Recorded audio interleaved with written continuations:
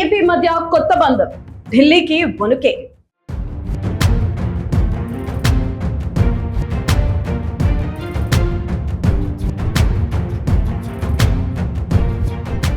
ఒకవైపు సుదీర్ఘ రాజకీయ అనుభవం, ఉమ్మడి ఏపీ నుంచి నవ్యాంధ్ర వరకు 4 సార్లు ముఖ్యమంత్రిగా పనిచేసిన most senior leader Chandrababu Naidu.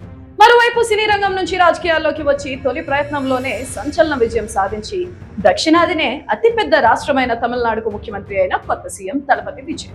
ఇప్పటిదాకా వీళ్ళిద్దరూ కలుసుకున్నారో లేదో తెలియదు, కానీ ఇప్పుడు ఈ ఇద్దరు ముఖ్యమంత్రులు ఒకే వేదికను పంచుకోబోతున్నారు. తమిళనాడులోని మహాబలిపురం గురువారం రోజున ఒక అతిపెద్ద రాజకీయ ఘట్టానికి సాక్ష్యంగా నిలవబోతుంది.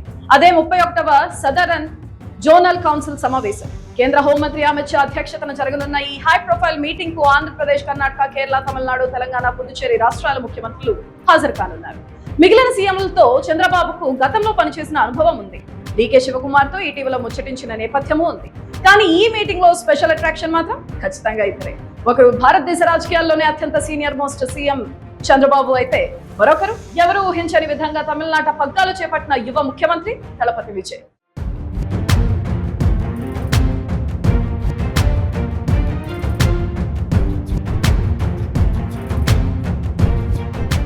ఇక అందరి దృష్టి ఈ అరుదైన సీఎంల కలయికపైనే ఉన్న ఏపీ ముఖ్యమంత్రి చంద్రబాబు నాయుడు బుర్రలో మాత్రం ఒకే ఒక్క టార్గెట్ ఫిక్స్ అయి ఉంది. అదే ఆంధ్రప్రదేశ్ పునర్నిర్మాణం. రాష్ట్ర విభజన జరిగి 12 ఏళ్లు గడుస్తున్నా ఇంకా పరిష్కారం కాని ఎన్నో కీలక అంశాలను ఈ మహాబలిపురం వేదికగా బాబు గట్టిగా ప్రస్తావించనున్నారు.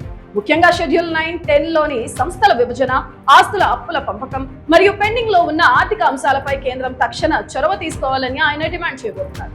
రెవెన్యూ గ్యాప్ నుంచి పన్నుల వాటా వరకు ఏపీకి దక్కాల్సిన ప్రతి రూపాయి కోసం అమిత్ షా సాక్షిగా లెక్కలు అడగనున్నారు. అంతేకాదండోయ్, సదరన్ జోనల్ కౌన్సిల్ సాక్షిగా విభజన చట్టంలోని మౌలిక సదుపాయాల ప్రాజెక్టుల చట్టాను చంద్రబాబు బయటకు తీయనున్నారు.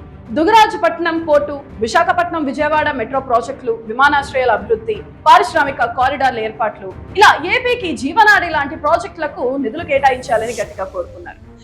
అయితే ఇక్కడ బాబు మార్క్ పాలిటిక్స్ మరోటి ఉంది.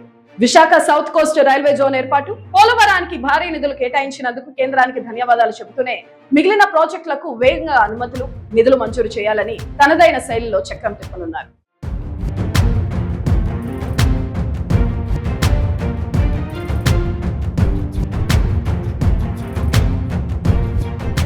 ఒకవైపు యువ కెరటం దళపతి విజయ్తో చంద్రబాబు అరుదైన భేటీ, మరోవైపు ఏపీ హక్కుల కోసం కేంద్రం ముందు బాబు వ్యూహాత్మక అడుగులు.